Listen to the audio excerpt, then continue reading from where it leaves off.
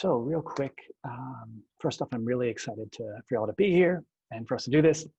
Um, you know the theme and you know why you're here. It is an interesting time to be alive. It's an interesting time to be doing business. It's an interesting time to be making friends and meeting other people.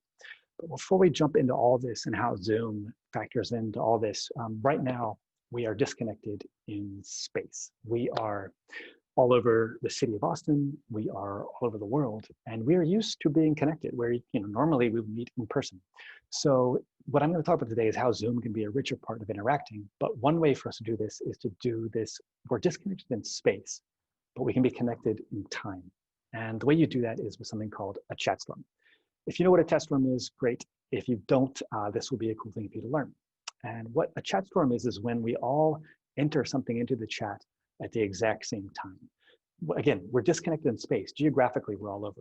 But if we all enter something in at the chat at the same time, for that moment, we are connected in time. And connection is one of the big goals of one of the things that Zoom can be used for. Instead of Zoom fatigue and falling asleep during meetings, it can be this tool for really meaningfully connecting people. So we're going to do that.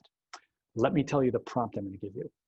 The first time I was speaking in Chile, whenever I give a talk anywhere, I try to say hello in the way that locals say hello. I don't want to come down to Chile and just say hola. I want to do it like the local way. And I, pulled someone aside when I was down there about to get on stage and say hello to this amphitheater of 300 people. And I said, how do you say hello? And he goes, okay, well, just say hola weones. That's how I say hello to my friends. So I confidently stride on stage, and in this very big voice to the entire room, I say, hola weones. And turns out weones means jerks. So I had said, what's up, jerks? Because that's what you call a close friend. You're like, hey, you jerk. That's how they do it in Chile. But down there, no one knew that I knew that, so they thought I was insulting them. So that was delightful. So what we're going to do for our chat storm is we're going to enter in how you say hello, where you're from, the familiar, informal, casual way.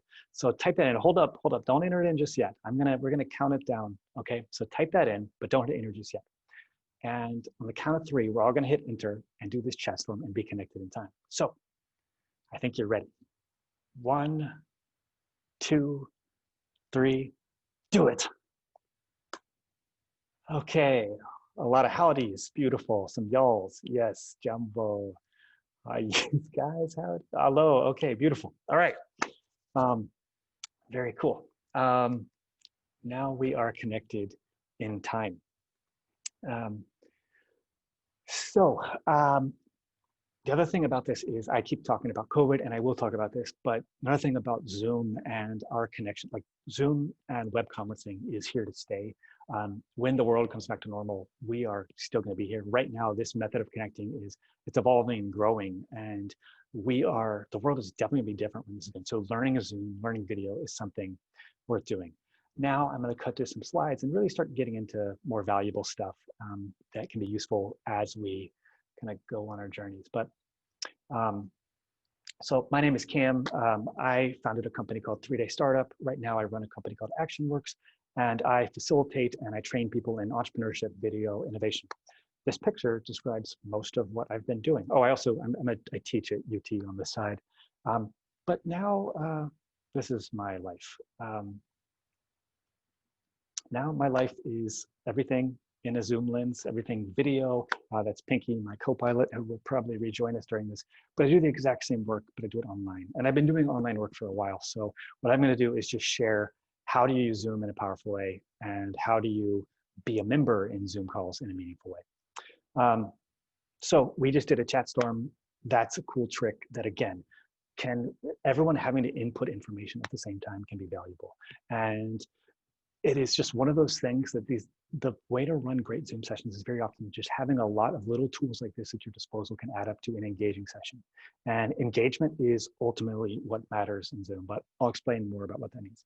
What I do want to say is I'm going to talk fast just because I want to convey a lot of information. Some of it will be relevant to you, some of it won't, but there will be a recording of this, and I'll share the slides as well, just so don't worry about taking really big notes. But I'm going to try to get through this pretty quickly so that we can do Q&A and chat, because a lot of times if there's something really important, that can get covered there. Another thing is, I bet everyone in here is familiar with breakout rooms. If breakout rooms are, I think, very, very underrated right now. I think we decidedly have not figured out just how powerful breakout rooms are, and they're a big deal. I'll talk about more about this, but basically, when you have a big session in Zoom, a lot of people there, people are hesitant to speak.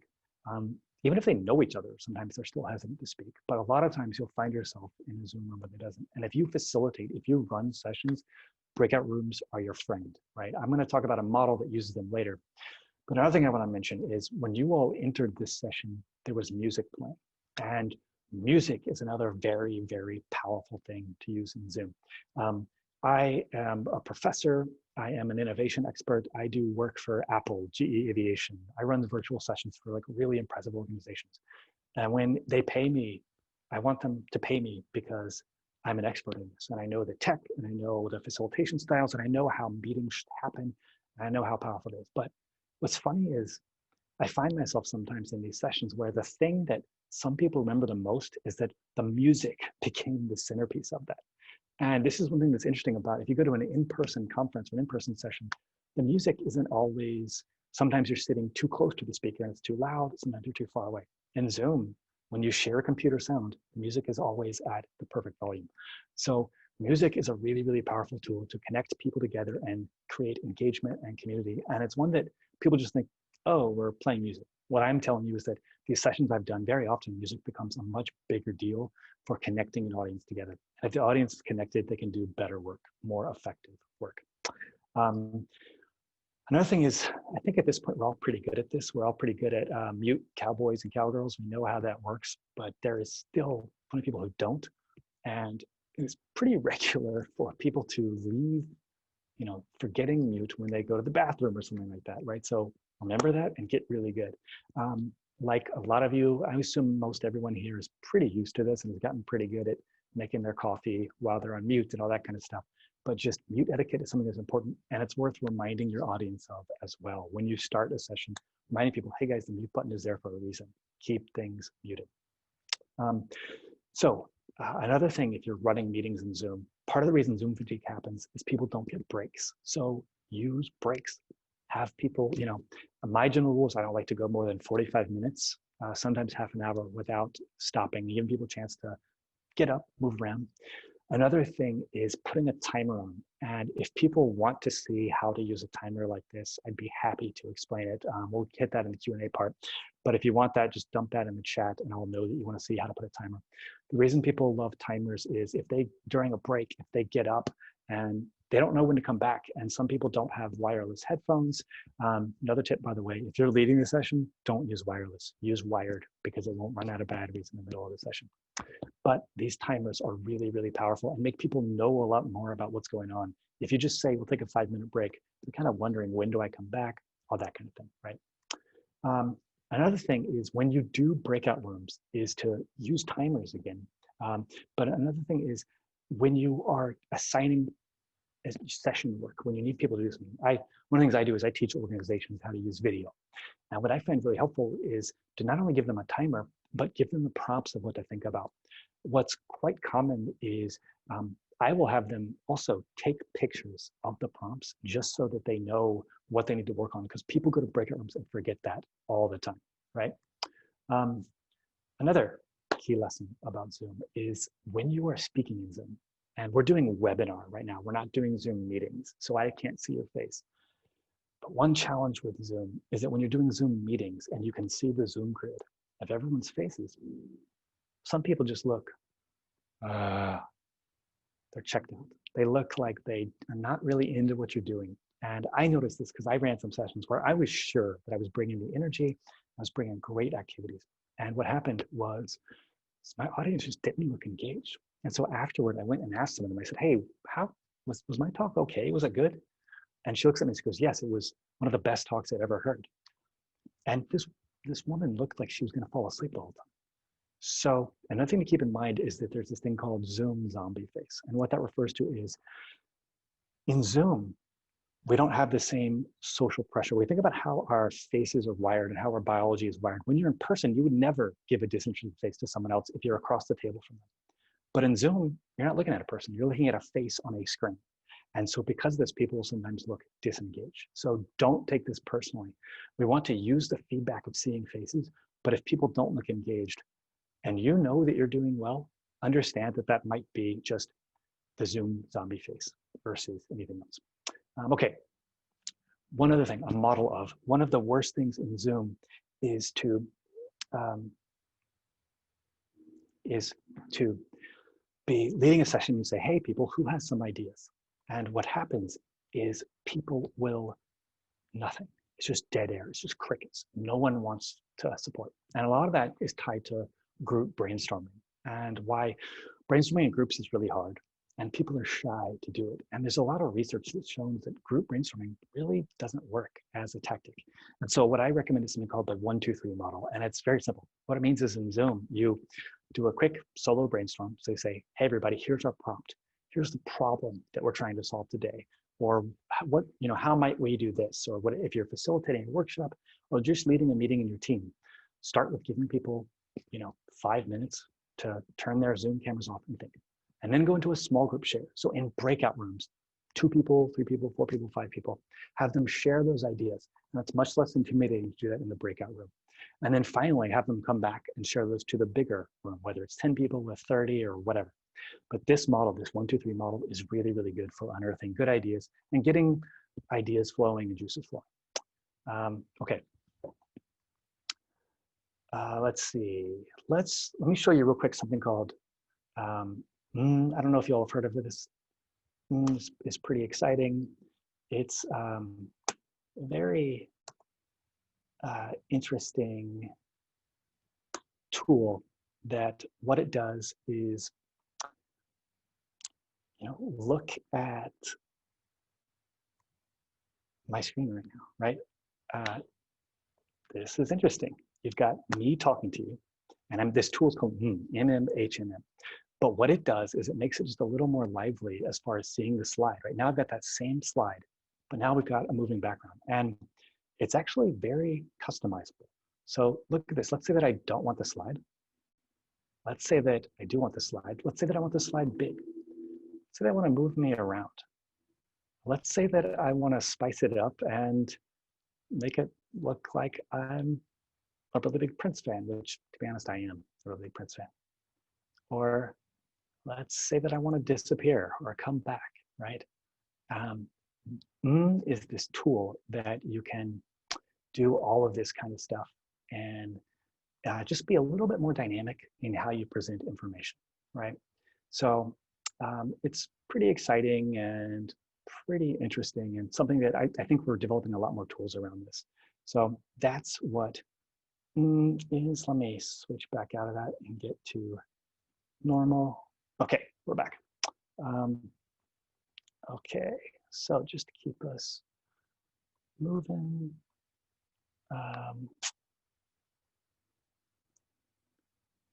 Do a quick screen share. So you've seen Zoom.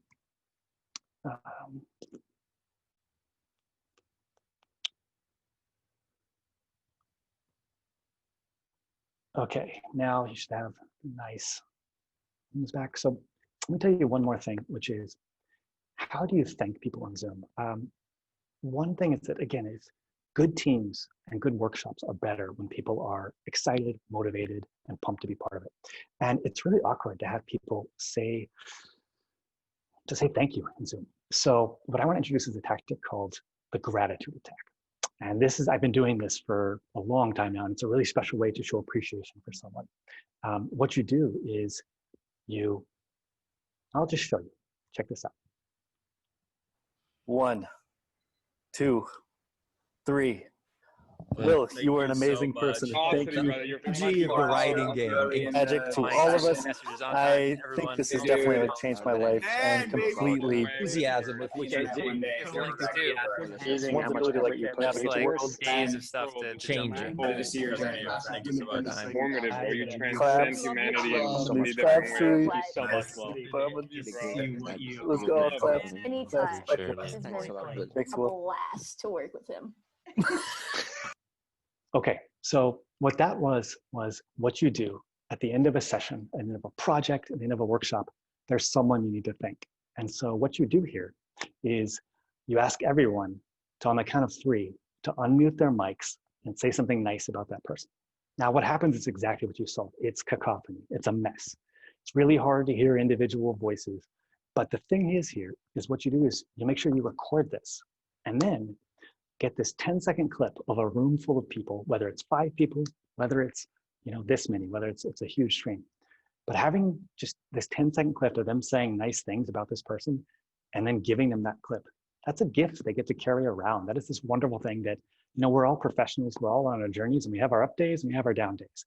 And rewatching a 5-second clip of people saying nice things about you is just a really, really powerful thing. So it doesn't matter that people can't hear what everyone's saying. What matters is it's the thought that counts and seeing this visual and hearing that. So that's called a gratitude attack. I can share more about that later. I wanted to share a link to an article. I will drop this in the chat, that I wrote an article that explains a lot of what I'm talking about and why I think Zoom is a big deal. And then I'll leave this up for 1 second. We're doing beautiful on time here, so we'll have plenty of time for Q&A. But that is how you find me. I talk about how organizations and individuals can use video. We're really entering this era where video it's the next big thing for individuals and orgs, right? And it's all the challenges around learning video have to do with, it's not really gear. It's you have this production studio in your pocket, in your phone, right? It's not really lighting, although you need to get good at lighting and audio. It's really more psychological hurdles, and because it can be kind of scary to use video. But it is really interesting for how orgs can use it to promote themselves. I know lots of organizations that they had to pay a production agency a lot of money to make a video, and then their mission changed and they had to pay them again to make a new video. Well, orgs should learn this stuff. And same thing with individuals. I think everyone's a brand. So if you want to learn more about this, join that email course. That's my Twitter and my mailing list. I talk about that, entrepreneurship, innovation, all that.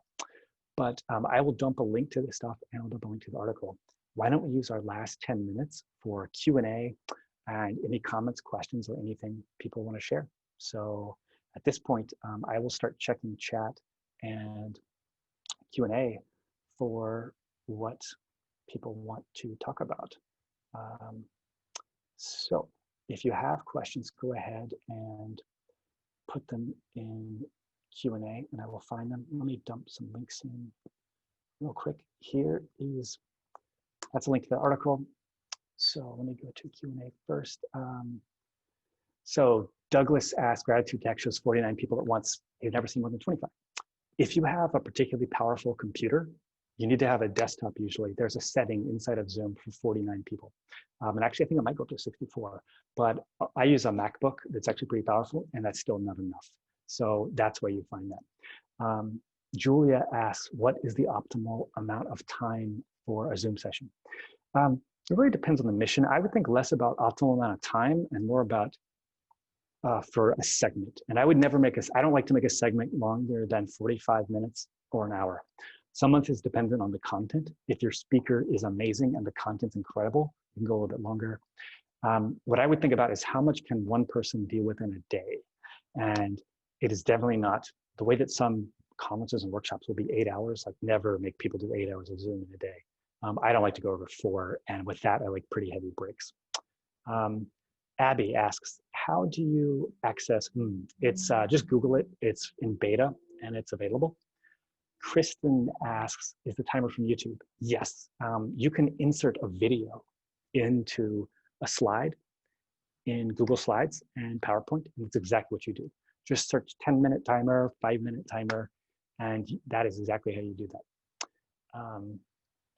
David, I have been told I talk too loud on Zoom. Do you have any tips for better modulating one's own voice? Yes, and this goes for way more than your volume.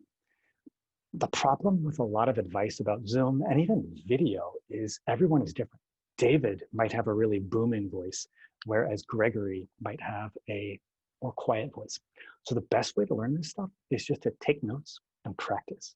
So if I'm just a member of a meeting, I don't mind, you can experiment. But if I'm leading it, I practice. I get friends and other people and acquaintances and do rough drafts of screen sharing, trying everything, because things will break. And I want that stuff to break before. You all are getting the version of CAM that has done this a billion times at this point, so much so that now organizations pay me to teach them this stuff. But I made all these mistakes. And so the best thing is just to make your own mistakes. Abby asks, I've heard that Zoom is not great for music. So remember that slide I showed of audio pass-through? That's what makes Zoom work. I'll show it one more time. If you do this, gosh, we got a lot of questions. We're gonna go nuts on this. So this is how you turn audio on how you turn it so that share computer sound. You see that right there? That yellow arrow? If you click that button, that means the audio will come through directly, and then the audio will sound good. If you want to know, here's some tunes. So you guys can hear music. It's not being played in my Congo right now. This is coming directly through, which is why it sounds good. Okay, Jerry asks, how do you deal with Zoom to Zoom fatigue? Okay, so Zoom fatigue. Zoom fatigue is real, but the real problem with Zoom fatigue is that people don't know how to use Zoom. And the reason is that a good facilitator should be having you take breaks. A good facilitator should practice and really know their content. They should be engaging. I don't know if you all noticed, but there's nothing called the rubber band effect. And when I speak, I'm very animated. I'm actually not this animated in real life. I'm more animated now. And the reason that I do this is that you can only see me in a screen. So if I amplify what I do, if we stretch out this rubber band a little bit more, then that will come through. So I would I kind of talk about, I have some videos about this I might be able to share. But yeah, let's see. Oh, we had too many questions. Okay, but be a better facilitator and more engaging. And it's funny how Zoom fatigue doesn't crop up. Not all speakers are created equal. Kristen Wynn asked for some icebreakers. I can get into that. I want to make sure I'm avoiding the people who actually use the. Cam, I'm just going to give you a heads up. We have 5 minutes left. Okay, beautiful. Alma asks, best practice for social share prior to starting a meeting. I find that social media is actually a terrible way to promote my sessions. The reason is I'm a much bigger fan of using email. By the way, here's my Twitter, by the way, and I will show you my email list where I talk about a lot of this stuff. The reason is that here's, so I share like videos and links and all kinds of stuff. Hold on, I've got a button that's not working.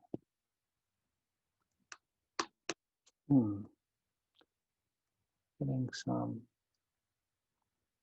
awesome like keyboard freezing. Good. Okay, there we go. So that's my newsletter. I send an email out weekly called Learning from Rule Breakers, and I share a lot of tools of this kind of stuff. All right, more questions because we're running out of time. Let's see, video family history. Yes, Gregory, that's awesome. Interview them on Zoom, record it, get the audio well. I made a movie about my family's annual pie baking contest, and it's great. Video family histories are awesome because they're so much richer than text, right? All right, more questions. Kristen, some icebreakers. Just Google icebreakers, there's a ton. One I like a lot is called Big Ups, which what you do is you put people in breakout rooms and they have to trade accomplishments. People are kind of hesitant to brag about themselves, but what you do in this is in these breakout rooms, you have to learn something the other person accomplished, have them come back to the big room, and then people have to introduce, well, this is Alma, and Alma is a world champion hot dog eater or something, right? Like this kind of stuff bonds people together. Okay, so you all aren't seeing chat, huh? Oh, it's to panelists, awesome. Let me do it to everybody. So here we go, there's that. And that's my newsletter where I talk about this stuff a lot. And thank you for saying that. Here is my Twitter. I can go into more icebreakers. Doug, dealing with lighting. Glasses can be a little troublesome. Lighting is kind of complicated. I can't really answer that succinctly. The number one thing I'd urge you to focus on first is audio. Good audio does more progress than how to do than lighting. Someone asked for instructions in a gratitude attack. Let me see if I think I have a Twitter thread about that, and I might be able to just share that so you can read. How do you? Okay. Anyway, so I can drop it in there, but it looks like we're gonna get booted pretty soon. Okay. Okay, that might be all of our questions. One thing about good lighting is using as much natural light as possible. Another thing we didn't have much time to talk about is backgrounds. If you have a background, it'll do a lot of work for you. Sometimes we don't have our best days where we're not as magnetic and as charismatic as we want to be, which, by the way, I'm a huge introvert and it took me forever to learn this kind of stuff. But as soon as I learned this stuff, my outcomes started getting better. So I had more success at work and with my companies when I knew how to express my ideas better than when I had better subject matter knowledge, which is one of the reasons I teach this stuff. Zoom is the tool we use to do business now, and Microsoft Teams, like just web conferencing in general. So, okay, so that I think is all we have. And this has been really fast, but you all were awesome. I want to just say thank you so much. But remember things, we got the chat storm, remember the gratitude attack. I'll make sure, like I know we'll share the recording of this. And yeah, y'all have been lovely. And I do workshops like this all the time where, again, using Zoom meetings instead of Zoom webinars, so I'll announce those things. But yeah, if you have any questions about video, any questions about Zoom, feel free to drop out my way. And I'll go ahead and drop my email real quick, just in case people want to email me. And if we don't have to go, I'll go see if I can find the gratitude attack instructional. Yeah, here you go. Here is, this explains the gratitude attack. So click on that if you want help with that. Oh, we're doing great here. We're just like covering everything, getting everybody's stuff. Beautiful. Well, thank you all. You've been delightful. And I'll hang around in case you don't get pulled off to the next session just yet. But yeah, I got time if anyone has any questions, wants to see any slides, want to do anything else. But thanks for being part of this. And I'm telling you, meaningful connections can be made on Zoom. It's just incredibly powerful. So even though COVID is frustrating for all of us and we feel disconnected, you can make wonderful connections with friends and with other people. And like, again, I feel closer to some of my distant family members more than I ever have in here. So thanks to all y'all, stay well, and good luck in your Zoom sessions. So cheers. I'll hang out and kick it, but I hope you enjoy the rest of Livestrong. Shout out to Sabrina, who kept all the ship running, and to Suzanne, who's just wonderful with Livestrong, and Greg captaining the ship, and all y'all lovely people. So cheers.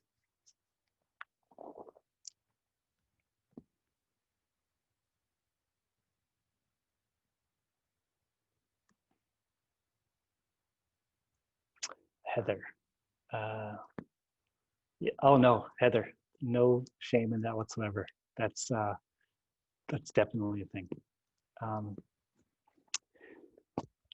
Another thing, actually, Doug, is the color of clothes we wear reflects the other light that we have going on. So different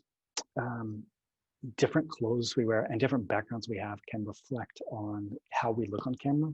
So that's another thing we're testing, that if you're leading a session, try, like, again, when you do Zoom calls, pay attention to what you're wearing on the top. I wear pajamas during a lot of my Zoom sessions, but your shirt, like, light's gonna reflect up on that. And look at my setup. I've got a pretty heavy duty setup. I mean, these are proper lights. So what those can do is your lighting will influence how well that works out. So yeah. And there's no shame in face powder at all. Another thing about Zoom that's funny is that there's a default thing in Zoom that's called touch up my appearance. So this means that Zoom is making all of us look more attractive without us doing anything. It uses the same technology that Instagram does when you use an Instagram filter that can, get rid of some wrinkles, make everything look a little brighter, a little more full. If you look like me and you look like a vampire, it gives you a little color, So that's another thing about Zoom that's actually really cool. And my hope is that this does a line that gets us to workplace equality, because there's all this research, a concept called lookism. It says that more attractive people get more promotions and make more money. And so I think that remote work and Zoom could be an equalizing factor here, which is kind of interesting to think about, which is pretty cool.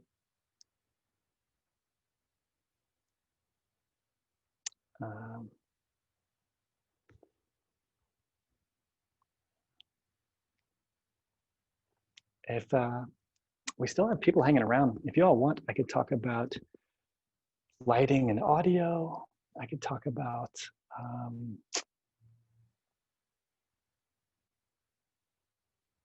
okay, yeah, Kristen. Yeah, definitely do music. Definitely use a timer. Yeah, Kristen, reach out to me. I do a lot of stuff on the education side as well. So be careful with that. Use breakout rooms a lot.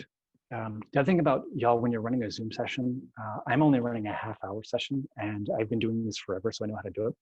But if you're running a session for a large amount of people, you do not want to be the only one there. Like Sabrina is here on the back end of this call helping things out, and that's really, really important. So make sure you have other people there.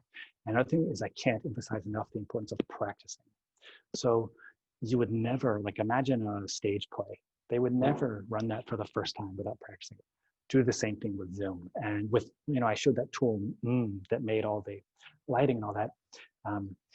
You want to practice that stuff just because it can be really, really powerful. And here's the thing, y'all, this is the future of how this stuff works.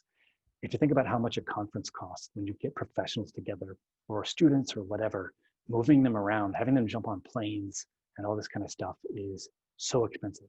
Imagine what could happen if those funds could go to in the virtual world. Like this is already happening. And so we are still figuring out. So Zoom conferences are really, really powerful. I actually do this for a living. So if any of y'all ever need help on that, give me a shout anytime. You know how to find me. Let's see. Oh, don't forget the 1, 2, 3 model. That's really powerful that I talked about. Yeah. All right. Well. Okay, we still got people. So if y'all need anything, let me know. We talked about the gratitude attack. Oh, Kristen, I have a cool activity if you want. It's called it's called Instant Community Building. Let me share a link to it. It's something that I run with people. And let me just share this video that explains how this workshop works. And you don't need me to run it, by the way. You could definitely try running it on your own. Let me find it real quick.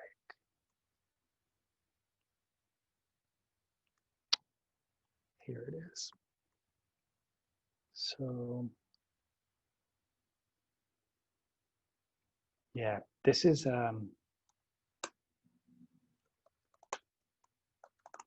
this video that I just shared is about an exercise that if you watch that, it can tell you how to run it. This is not a guide to running it, just explains what it is. Basically, there was a psychologist, a researcher named Arthur Aaron, and he found these 36 questions that did a really good job for increasing closeness between strangers, people who didn't know each other. And he found these questions by running like lots and lots and lots of research on it. And he published those questions, and they made it into a New York Times article that went viral called The 36 Questions That Lead to Love. And the reason it was called that was that 2 of the participants in one of those sessions fell in love. So I started running this with startup founders, and then I started running it with big organizations who wanted to get their teams a little closer together because they were doing it purely remote. They were distributed teams, or in the COVID era, or new hires, how to get to know people. And so now I've run this 5 or 6 times, and it's a really cool exercise. But that YouTube link explains it. And if you just Google those questions, the 36 questions that lead to love, you'll find all those questions and you can run it yourself. But that's a really very powerful thing and very interesting to see. It provides a great lens into how people can connect online, because most orgs don't do it really well at this point. They're still learning how breakout rooms work and how to make those questions happen well and good interaction, all that kind of stuff. All right, well, we still got a lot of people here. So as long as you're here, I'm gonna keep answering questions or keep talking. So let me know whatever you wanna know. And if no one has questions, I'm just gonna tell Kristen what to do for her event. So feel free to ask questions if y'all have anything. Okay, Kristen. So there's a game called Whop Bang Pow that's really popular with adults and with kids. And if you Google it, you'll find stuff. But it basically involves you put people in breakout rooms of 5 to 6 people and have them imagine that there is a ball of energy that they're passing back and forth from each other. And the way they do it is they have to say the person's name. So I would say Kristen, and that would mean that the energy I'm passing over Zoom to you, and then you catch it, and you can say WAP, which means, well, Google it and explain all the rules, but that's a fun one to play. Dance parties are really fun when you do Zoom. Another thing is the counting game. This is a game where you have, if you have it works with like less than 10 people. Put people in breakout rooms of about 10. And what their goal is they have to count to 10 with one number per person. So the first person, okay, yeah, I get it. So you need to, the first person says 1, and then you get someone else has to say 2, but they're not allowed to explain who gets to go next. So they have to figure it out non-verbally. Cool. So those are really fun. Another thing that I'm a big fan of is doing film festivals. And what I mean by that is, this works really well with young people, but I do it with professionals too, is you say, okay, and this is also a way to use Zoom without using Zoom the whole time. You set the frame and say, we're gonna go make a short film about your pet or about whatever. And then you have them turn off their Zoom cameras, take a phone camera and go film something. And then you walk them through uploading it to YouTube. And then you have people screen it. So they get to show the movie they filmed on their phone. We screen it in Zoom. In Zoom, you share a screen, you do it. And you give them a lot of time. Give them an hour to go film, and you need to teach them how to edit. This one's a little more complicated. You need someone who kind of knows what they're doing to guide them through this. But that one has been really powerful. And again, another way to connect people and build relationships, but also create effective teams.